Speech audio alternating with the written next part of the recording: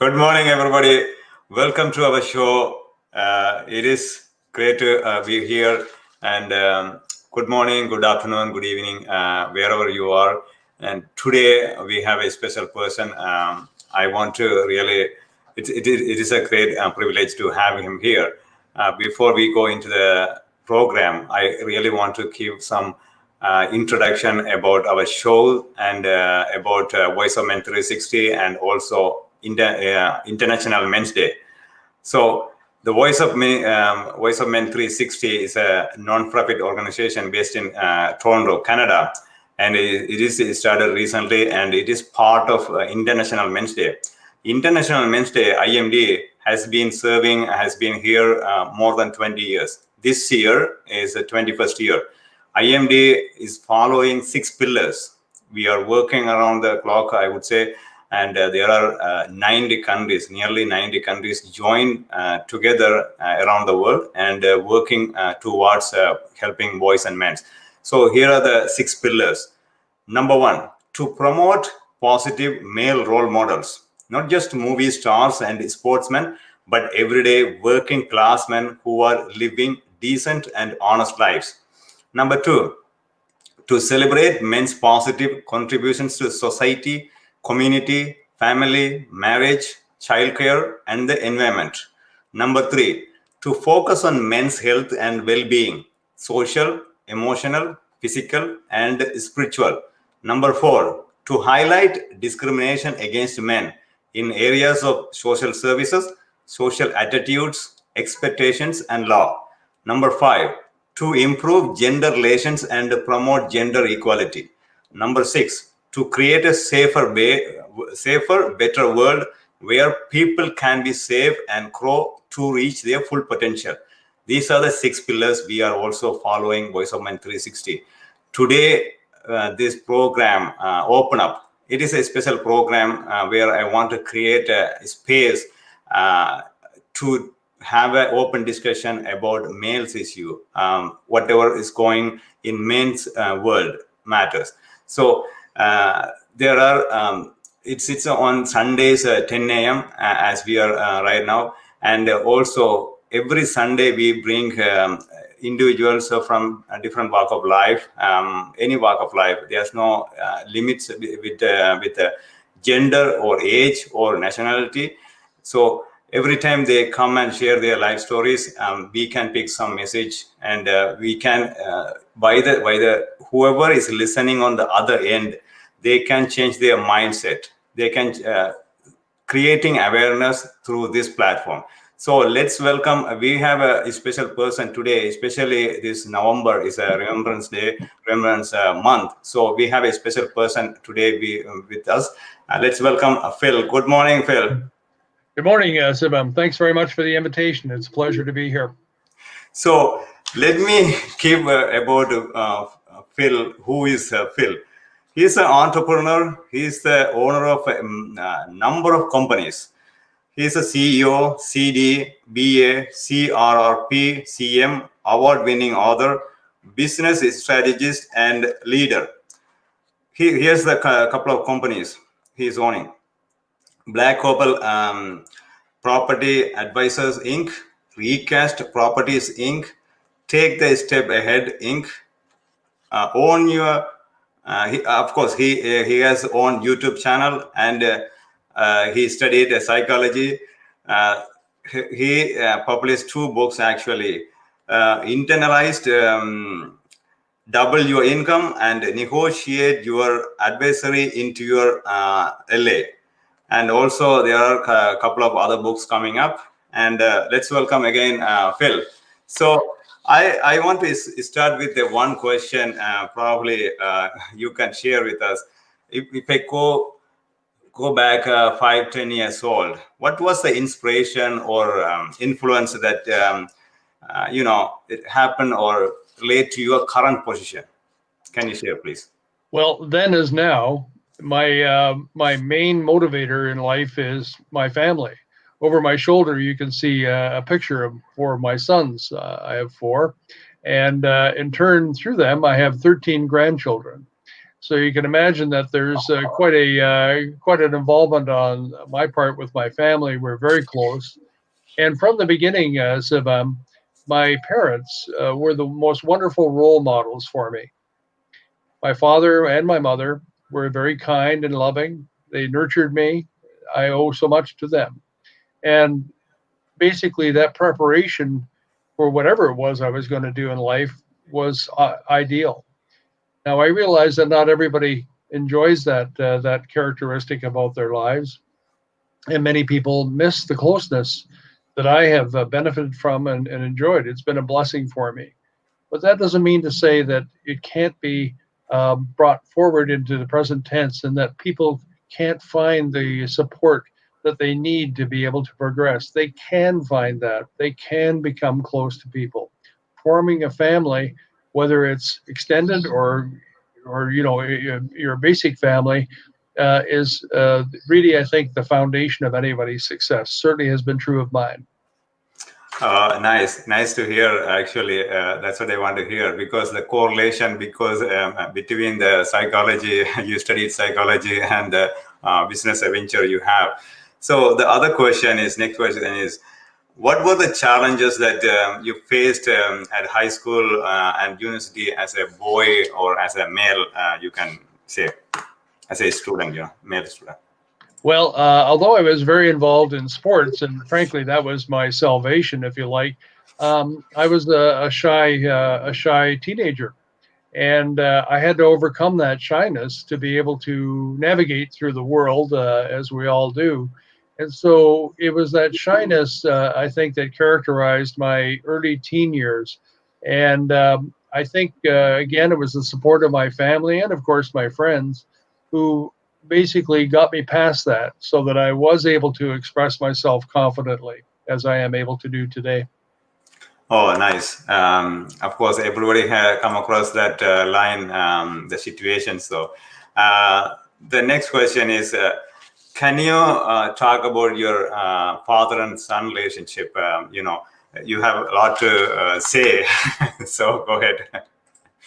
Well, first of all, I want to say that my father and my mother inspired me to be a good parent.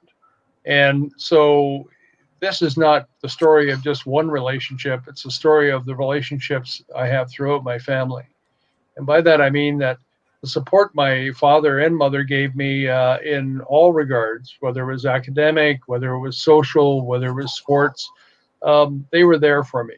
And so, I learned that that's how one ought to be behave towards one's own children. And so I would do the same thing with my sons and when possible with my grandchildren as well.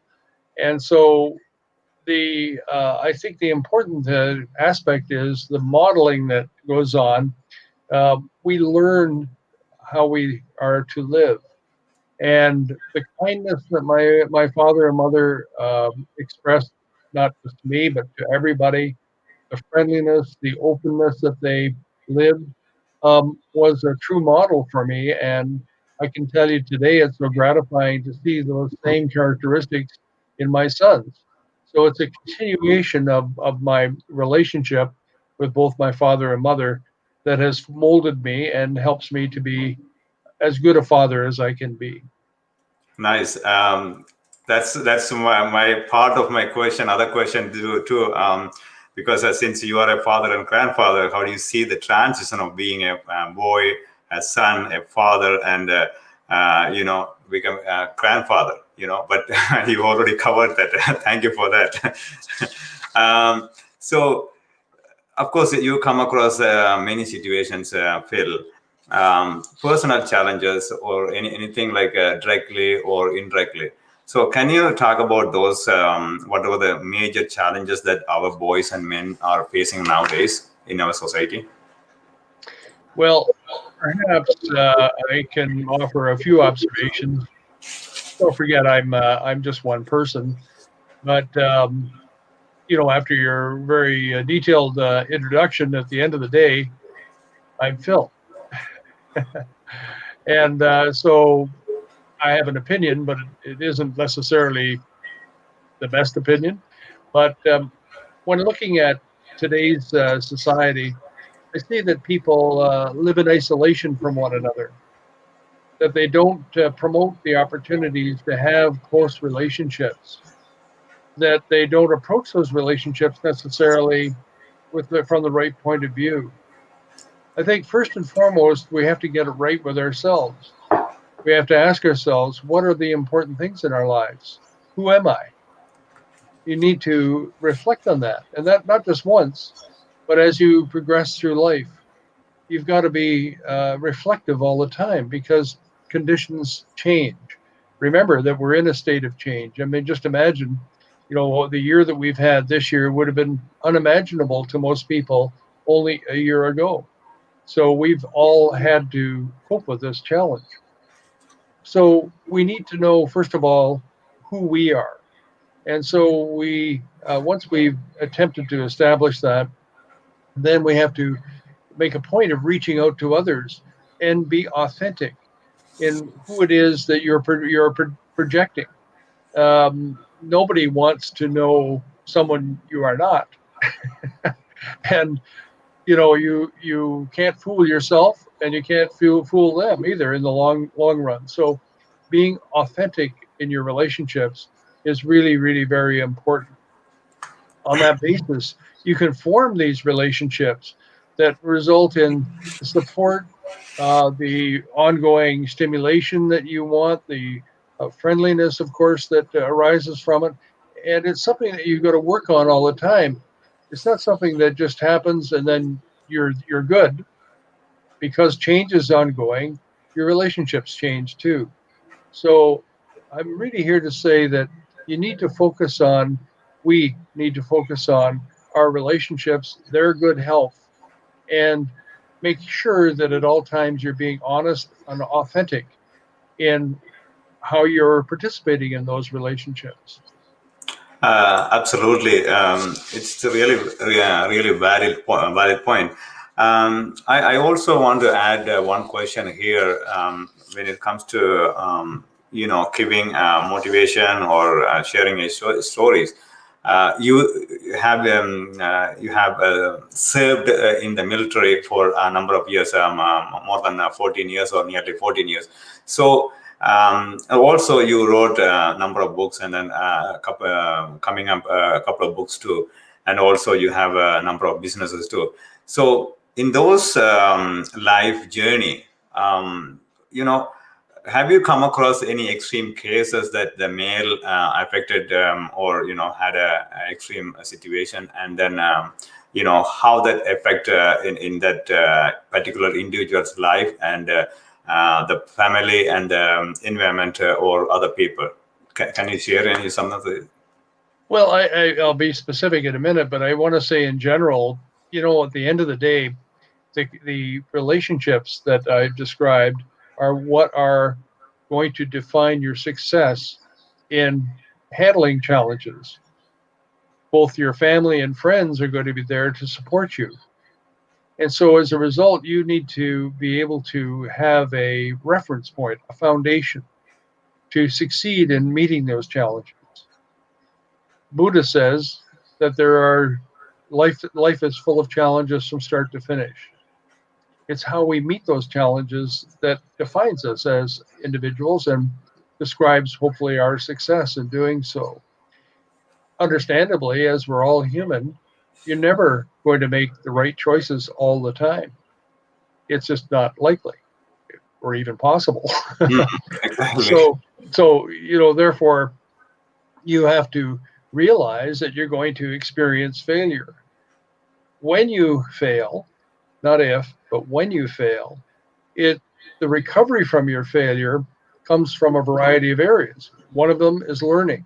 You have to remember what it is that you did that wasn't an appropriate response to the situation.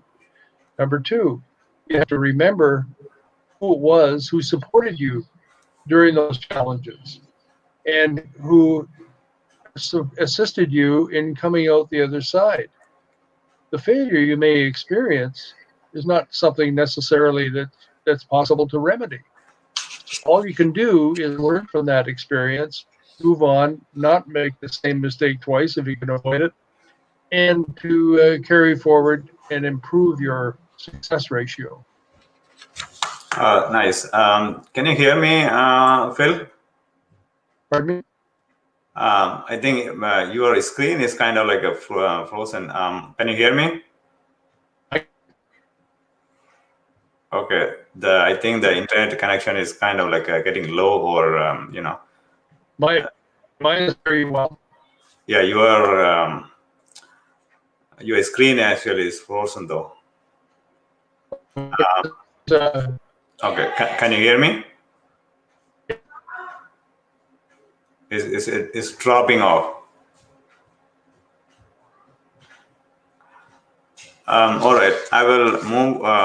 The next question I have is, like I said, you served in the military for a number of years. So, especially this month, November, is a Remembrance Month. So, let's talk about any challenges, if you can share from the military side, that when you were there, that you felt something.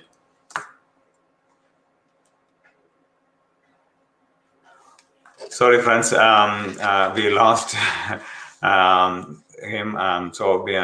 I'm waiting for him. So in the meantime, there are events coming up, especially on the November 14th to 18th. We're going to have a very big event this coming week about International Men's Day. So November 14th to 18th will be 1 hour every day from 10 to 11. And we're going to have 5 to 6 speakers from different part of the world, and they will be speaking for 10-15 minutes. Give me 1 second. Hello, Phil. Hi. Okay now? Yeah, I can hear you fine. Okay, good. I was saying I was going to ask you this, and then please answer. So since this November is a Remembrance Month, and also you served in military for 14 years. So let's talk about those challenges you were facing, or you come across any challenges you witnessed or experienced in the military side. Well, first of all, I want to say that I come from a military family, so Remembrance Day is a very special day for my family as well as for myself.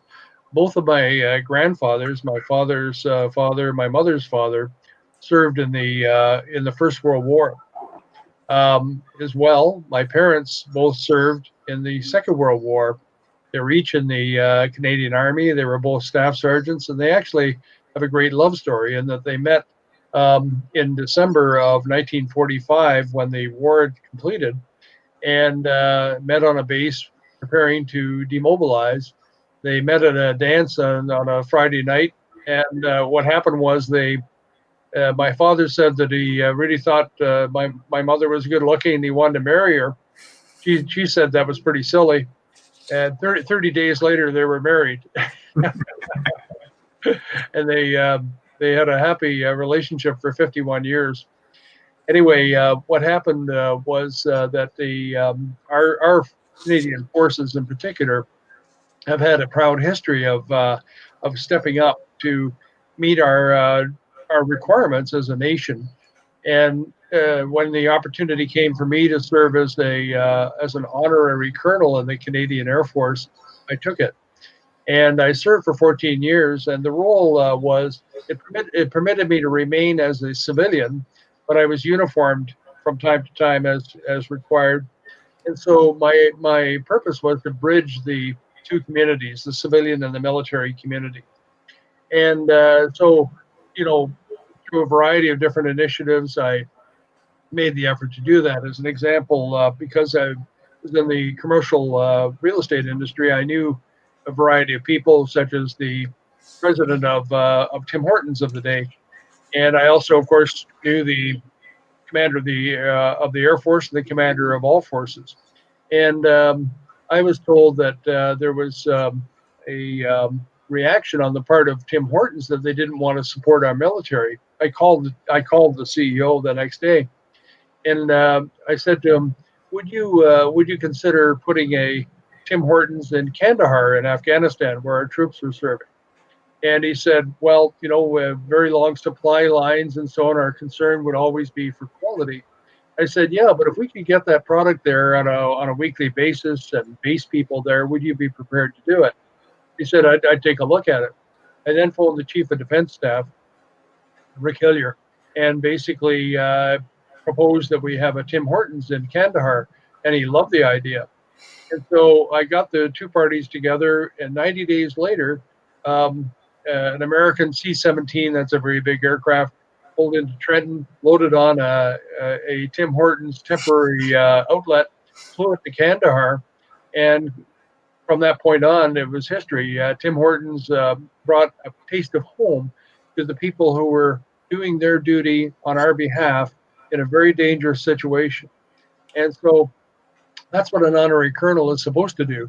That was my job, was to try and connect the communities, and that's a good example of that.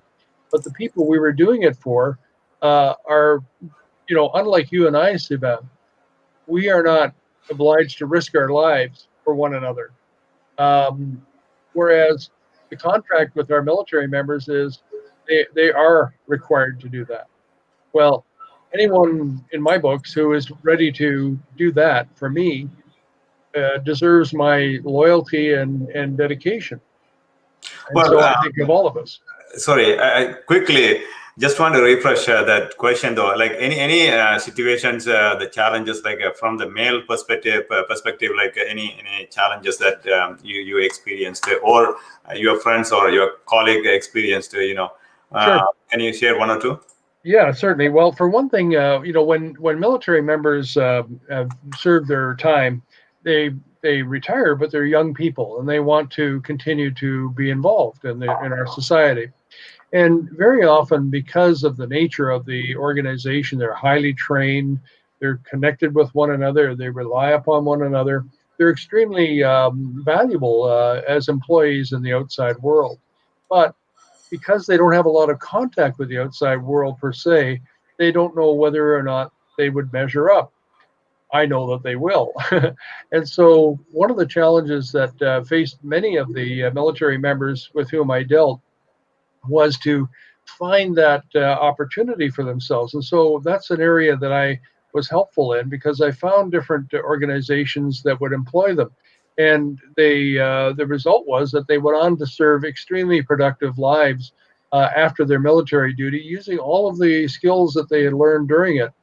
And so, typically it was both men and women, but typically what would happen is they would have to overcome their um, the lack of self-awareness. In other words, could they actually do what I'm describing? Well, since I knew that was true, I spent a lot of time building their confidence to help them to face those challenges and to participate in the civilian world. So that was an area that was very gratifying for me. Insofar as my own involvements went, I went to various parts of the world in really interesting vehicles. I was in a CF-18 one time, a Hercules another time, and I would often fly to different bases. And so I had to ask myself, am I able to communicate successfully? Am I able to do my job? In other words, that I described. And I tried my best, and upon continuing self-reflection, I found ways to improve the ways I could actually serve our country and our military members. So to me, that was the gratification and the success I had in the 14 years I served. Absolutely, that's a really amazing, heart-touching story experience you have. Of course, it's end of the day, it's a satisfaction. Is everything right? When you serve, and then when you go back and think about, what I was serving, and then to serve our country. Let's move on to your the business venture, and the writing world. So, what was the inspiration? And let's talk about your books. Can you share a couple of things? Why did you want to get into that writing and business ventures? Like not only one, but a couple of them. Let's talk about that. Well, first of all, business people are actually better authors than they think they are, by and large. And the reason for that is we're very accustomed to writing business reports, plans, strategic plans, all sorts of things. And so we hone our writing skills that way. I'm not saying it makes us Hemingway, it just gives us the basics. And so I had always had the desire to see if I could write a book. And when I was working internationally overseas and living in China, my last 2 years there, I was serving as both an executive consultant for very large developers, and I was also a visiting professor at Shenzhen University and instructing architectural and engineering master's level students. And so I got more and more, exposure to the kind of communications that writing required. And when I returned, I took a sabbatical for 6 months, and I wrote my first book. And it is, as I say, internationalized to double your income. And the logic behind that was I shared the secrets of my success overseas and some of my failures as well, from which I learned. And I shared those stories through that book.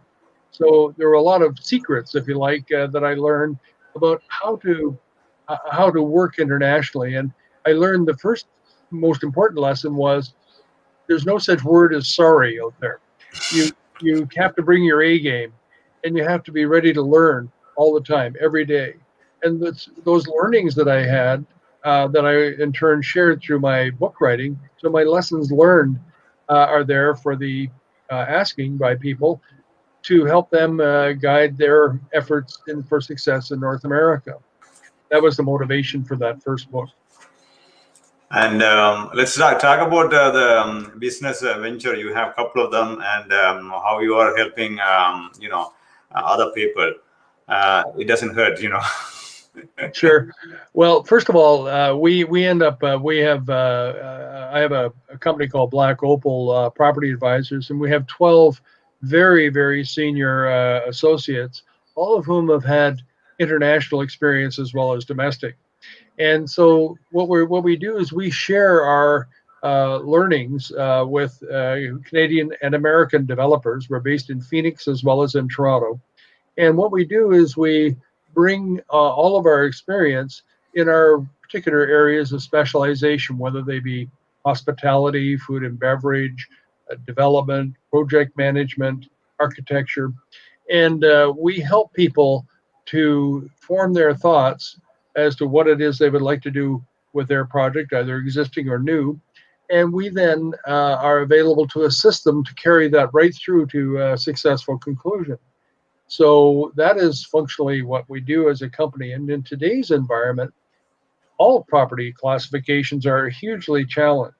And so the lessons we have learned are very valuable in helping people to meet those challenges today. And that's what we do through Recast Properties Inc. What we do with Recast is we help people to rethink what it is their project is. We help them to reinvent it, to improve it, and to prepare it to meet the challenges today. And as we all know, they're huge. Certainly. The reason some people may think, I just want to keep this to everybody. I just want to share this with everybody, because sometimes some people, they make it, they take it differently, because since this platform is just live sharing, but also in some ways, when you look at the lives, individuals' life, they have a different business venture, and why they are doing what they are doing.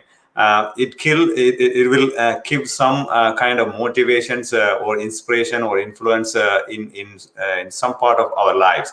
So that's the motivation behind that, why I ask the business question or business related question. So because you never know, there are people out there struggling or suffering, but also that the information, it can help in so many ways. So first of all, thank you, Phil, because this month is as a remembrance month, and also it's a great honor to have you here. Because I didn't know, to be honest, I didn't know you served in the military, but at the same time, it's a coincidence. I'm thankful, I'm grateful, to have you here. And also, see, the thing is, Phil actually went through a lot of challenges, ups and down as an individual, but also he has a great life. And he shared a lot of messages, important messages. So whatever you can take it, like let's say one person or one message, you can apply, or you can see it. There's something you can pick. So that's where our open up that platform comes in, especially for men and boys. You can come and share your life journey. So thank you, Phil, one more time. And of course, friends, continue your support, and so please subscribe our YouTube channel. And then this open up is every Sunday from 10 o'clock. So 30 minutes, as you know, within the 30 minutes, we cannot really bring all the life stories or experiences from an individual. Can I leave one word with you, Sivam, and your viewers? Yeah. I would say that the guiding principle we all need to follow in life is to be kind. Always look for opportunities to be kind and to be helpful. And it is through that kindness that you are going to be blessed, both for the giving and for the receiving that you generate from others who will be kind in return. And it's that kindness that you need to promote in our lives. And I leave you with that message. Thanks a lot. I really appreciate that, because it is truly, honor to have somebody like him here, and then listen from him. Okay. And thanks a lot. One more time, please share this message with anybody, whoever willing to interested to come and talk about their life stories. Please talk to them, convey this message, and let's connect it. All right. Thanks a lot, guys. Thank you. Thank you.